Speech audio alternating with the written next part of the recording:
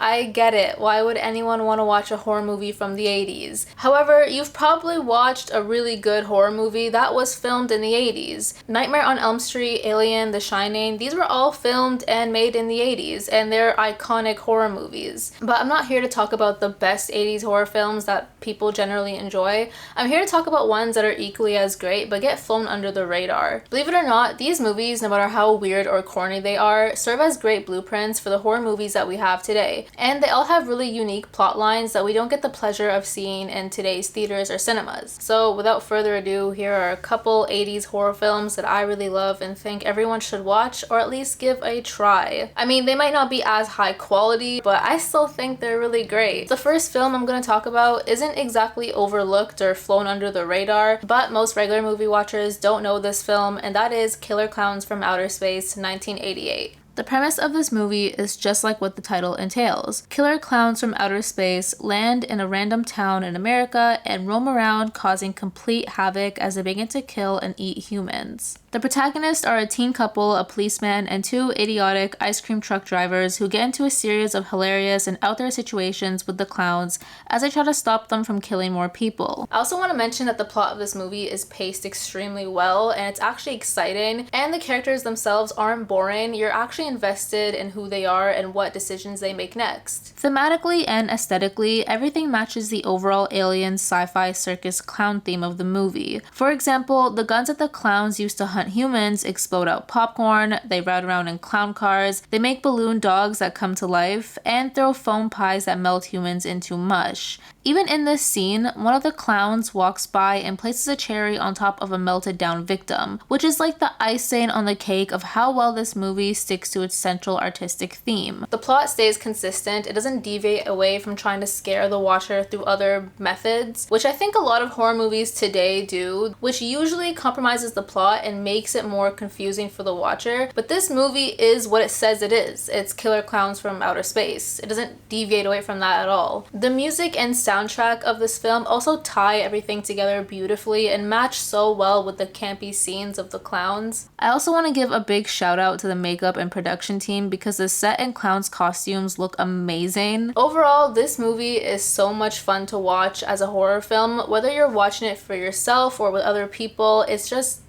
fun. It's just good, campy horror fun. You have to appreciate a movie that sticks so well to its central theme, artistic style, and direction, while simultaneously enacting a plot that is scary and amusing. It's essentially one of the best and purest scary clown movies to ever exist. Next movie is The Stuff, 1985. The Stuff is about quarry workers in Georgia who stumble upon a mysterious marshmallow fluff-like substance that tastes sweet and is unusually addictive. They decide to sell this stuff in supermarkets across America and market it as a no-calorie healthy food alternative. One day, a kid named Jason opens up his fridge and sees the stuff moving around as if it's alive, and immediately realizes that what the stuff isn't actually food. His family eventually consumes so much of the stuff that Jason notices they've become zombie-like to the point where they even repeat slogans from the stuff's commercials. Jason runs away to escape his family and runs into an ex-FBI agent who is hired to investigate the stuff. They work together to try and figure out what the stuff is and destroy it before it completely takes over the nation. What I like most about this movie is how unique the concept is and how many subliminal messages it has. The idea of fear in this movie doesn't come from a killer chasing someone down or from something paranormal, but rather the idea of overconsumption and how this takes over and controls society. This movie reveals a larger narrative about how media and corporations market items purely for profit, even if it negatively affects people on a mass scale. It also reveals how people will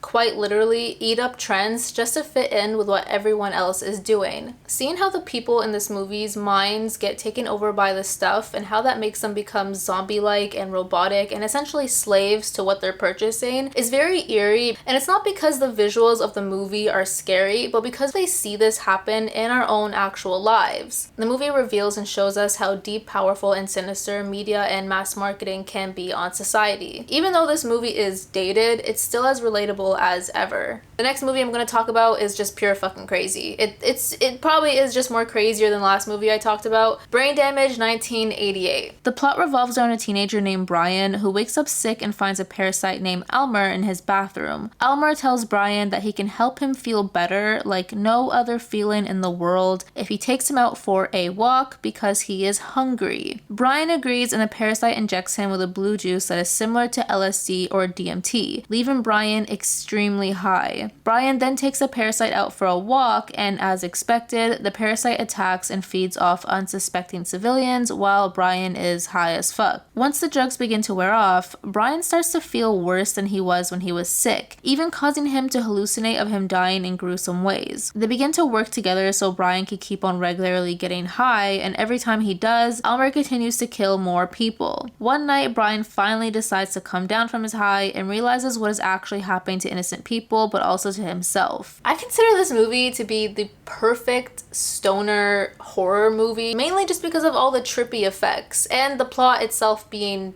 fucking insane. This movie famously uses stop motion, which reminded me a bit of how Tim Burton uses it in his films. So there is that kind of like creepiness of it, but in a more adult way given the number of sexual scenes in this movie. Various scenes in this movie will have you saying, what the fuck? Like, what the fuck am I watching? And I think that's what makes this a great horror film. If anything makes you uncomfortable enough to the point where you're questioning what you're watching, it must be disturbing. However, this movie isn't shockingly terrifying. I think the trippy scenes are just one aspect, but a more important reason as to why and how this is a great horror film is the use of body horror, which is a subgenre within horror that deals with unnatural transformations of the physical body, usually including something outerworldly or made in a lab. And in this case, it's Elmer. So body horror is used a lot in this film, and that coupled along with the fucked up plot, insane characters, and trippy effects makes for a great horror film, especially one to watch high. This next movie isn't exactly scary, but technically still falls under the horror genre, and that is Eating Raoul 1982. This movie revolves around the life of Paul and Mary Bland, who, as their last name suggests, are a very boring couple who are struggling with their finances and rent. They get hit with a rent increase for their apartment, which also happens to be in a building that regularly hosts sex parties, attracting rich swingers. I don't know what the whole thing was in the 80s with swingers. Like, this is a common theme I've noticed from all of the 80s movies I watched, not even limited to the horror genre. It just seemed that anyone over the age of 30 was a swinger or really promiscuous. I have a feeling that this might tie into the AIDS epidemic that happened in the 80s, where a lot of movies, especially horror movies, demonized promiscuous characters or sex to the point that if you were sexually active in a horror movie, you would be instantly killed, which is technically the premise of this movie.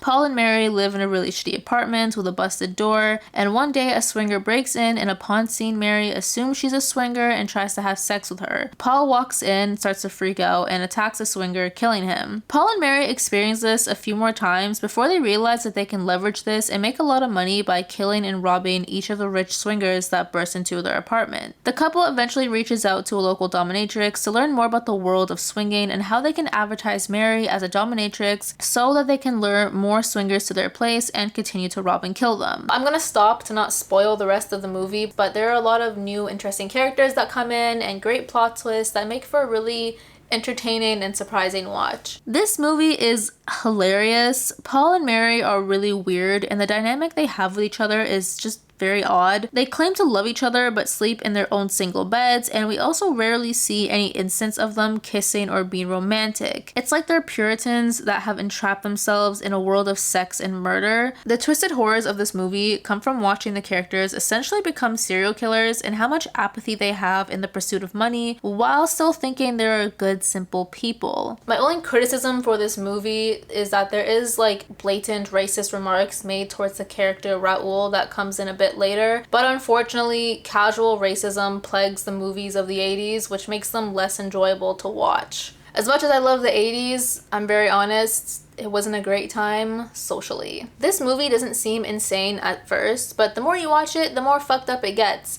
And that is Society 1989. Society is a movie about a rich white kid named Bill who lives in Beverly Hills and slowly starts to uncover and realize that there is something off and wrong about his family. There are a lot of weird incestuous themes in this movie, which to be honest is not even the most fucked up part. Bill tries to uncover his suspicions and with the help of his friends gets evidence about some of the weird shit his family could be up to. The problem is every single adult he goes to for help sabotages him, doesn't believe him, and gaslights him into thinking that he's overstepping boundaries and is paranoid. Also, all of his friends who seem to be on his side and try to help him wind up mysteriously dying. Finally, the climax of this movie comes when Bill confronts his family, and from there the real horrors begin. I'm not gonna spoil anything, but just know that the end of this movie is fucking wild and it uses the body horror subgenre extremely well. And again, given that this movie came out in the 80s, a big shout out has to go to the makeup and special effects team. Other underlying themes of this movie revolve around how the rich and bourgeoisie are always entangled in some nasty demonic shit. But yeah, this movie is fucking wild and you're in for a trip. It's worth watching for to the end, I promise. Next movie is TERRORVISION 1986. TERRORVISION is a cross between a comedy and a sci-fi horror film. The movie introduces us to an affluent but weird family. The parents are very proud swingers, and ironically enough, the mother is the same lady, Mary Bland from Eating Raoul, so I guess you can kind of say she really dug that swinging lifestyle. There's a punk teenage daughter, a younger son named Sherman, and an ex-war veteran grandfather. The family buys and installs the latest state-of-the-art satellite system into their amazingly Art Deco-filled home, which I am very jealous of, by the way. Upon setting it up and fighting over controlling the remote, the satellite dish immediately breaks, but not before shooting out a bunch of lasers in the form of shitty effects, might I add, and landing on a channel introducing us to Medusa, the host of a midnight horror-thon channel. Obviously an ode to the iconic Elvira. However, the family are unaware that upon breaking the satellite dish, they channeled into an alien world, opening up a portal where a grotesque alien monster transports through their television into their home. After coming face to face with the alien, the grandpa and Sherman immediately take refuge in, of course, a fully equipped war bunker because, you know, all houses have that, and arm up to try to kill the alien. The rest of the movie revolves around the kids trying to get rid of the alien hunting down the family, and the kids trying to close the portal to the alien world. Overall, it's a very funny, quirky, eccentric horror movie with great characters, aesthetics, and scenes that make for an entertaining watch. Also, I love the homage to Elvira through Medusa's horror-thon. I just thought that was like really cute to put in. Also, the alien is really funny. This next movie is my second favorite of the bunch, and that is Chopping Mall 1986. Chopping Mall opens up with an immediate cameo from the couple from Eating Raoul, so they're all under the same universe, which I loved. Like, it was really interesting to see how these two different 80s movies kind of connected together. This movie is about a mall that introduces the latest state-of-the-art security system in the form of robot mall cops. One night, the mall gets struck by lightning and damages the computer control room where the robots are located. The robots go haywire and start patrolling the mall on the same night that a group of teens plan to stay overnight to party, drink, and have sex. Yeah, so you can kind of see where this is going. The robots start to kill every single person they come across, even the janitors, and of course, inevitably run into the teens, leading to a series of hilarious and dramatic kill and fighting scenes. I only say hilarious because of the shitty sound effects and cheesy 80s dialogue. The music and sound effects are so dated. It's so dated that it's actually funny. I even said that one day I would sample the sound effects from this movie and turn it into a beat because it's just that great. Even the dialogue between the robots themselves is hilarious. After they kill someone, they say, "Have a nice day." Thank you. Have a nice day. Which is a great way to tie into the idea that these killer robots were initially supposed to be customer service facing, feeding into how terrified people were of technology at the time. Once the teens realize that they're locked in until the morning and can't escape, they decide that it's time for them to fight back and save themselves from the robots. I'm not American, and obviously I wasn't alive in the 80s, but can someone tell me, was it normal for sporting goods stores to have full ranges of guns, ammo, and weapons? The teens in this movie literally strap themselves with rifles and like a fucking propane tank to fight these robots, but like, was that normal? Like, could you actually just walk into a sporting goods store in a mall and just pick up a rifle? Like, what the hell?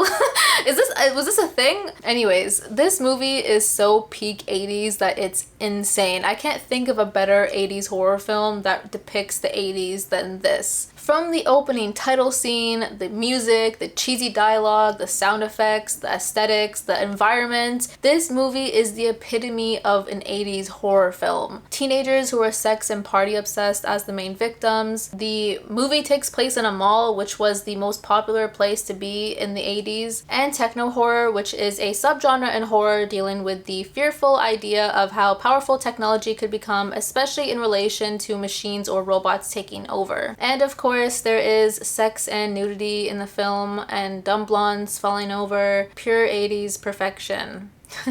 This next movie, if you're a fan of Black Mirror or shows like Black Mirror, you might really enjoy this one. It's a different approach to horror, but it has a really powerful and daunting message. They Live, 1988. They Live is a dystopian sci-fi horror movie about a jobless and homeless drifter named Nada, I don't really remember the pronunciation of his name. He discovers a box of sunglasses that reveals the true world around him. These sunglasses let this man see how the media, capitalism, and the world around him sell a darker image than what appears in real life. Basically, these glasses show the propagandistic messages behind what we consume and how these work to control mass society. These glasses also reveal disguised aliens who live amongst regular humans, keeping in check the status quo that continues to push these subliminal messages further. The rest of this movie follows Nada as he tries to stop the aliens from their reign of control before the government, also run by these aliens, captures and kills him. So, similar to The Stuff, what makes this movie so great is that although there is an obvious enemy through the aliens, the movie itself mirrors and reflects and is very similar to our own reality. It shows us how mass media pushes for consumerism and keeps society locked in a status quo, which ultimately keeps them powerless and distracted from the soulful truth of our society. Also revealing to us how the masses don't actually have that much power or control over themselves as they think they do. It's a chilling film where what's actually scary about it is how realistic it actually is. So I guess you can say technically we're living in a dystopian horror film, if you want to take it that way. I mean, yeah, if you watch the news, it really does seem that way these days.